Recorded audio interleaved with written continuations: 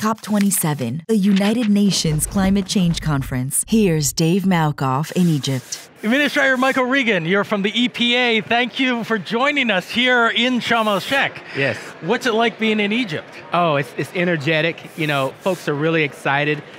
People are glad that America is on the international stage, taking a leadership role as we combat the climate crisis and think about environmental justice. So the reception has been great, and it feels good to carry the vision of the President of the United States. It feels like the EPA, when I think about it, is a domestic organization, but you're here talking to everybody in the world bilaterally.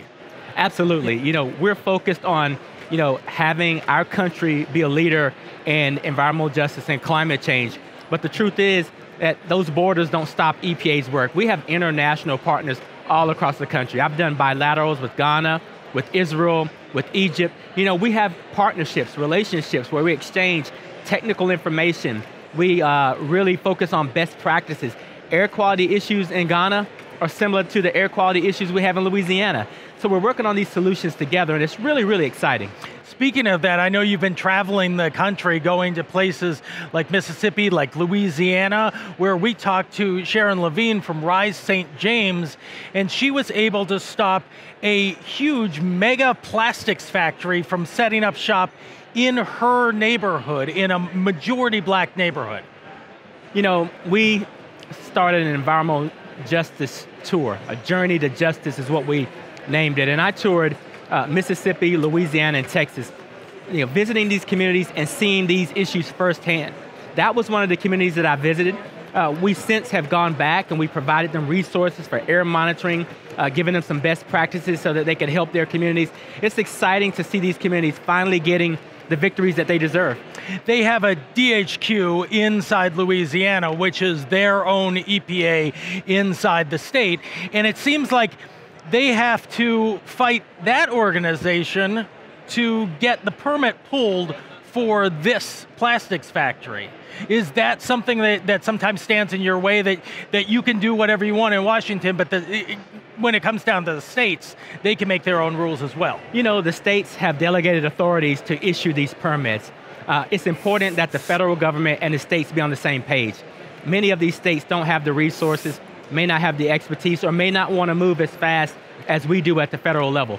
So we're partnering with the state of Louisiana, just like states all across this country, to be sure that these communities are adequately protected. If the states are not following the law and the science in the way that we would like to see, then we have to apply some pressure.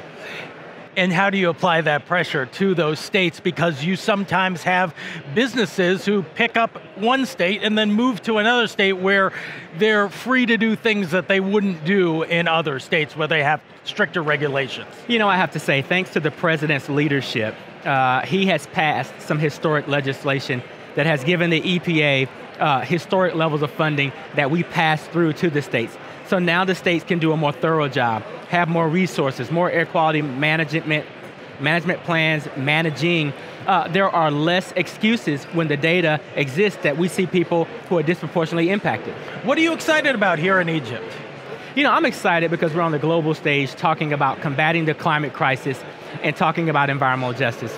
No one country can solve these big, complex problems. So this is a place where people are seeing things eye to eye, looking at the issues through a similar lens, and thinking about, as a global community, how do we work together to save this planet and protect people? This is Michael Regan. He is the administrator for the EPA. Thanks so much for joining us here at COP27. Thank you. Thank you. COP27, our planet, our future.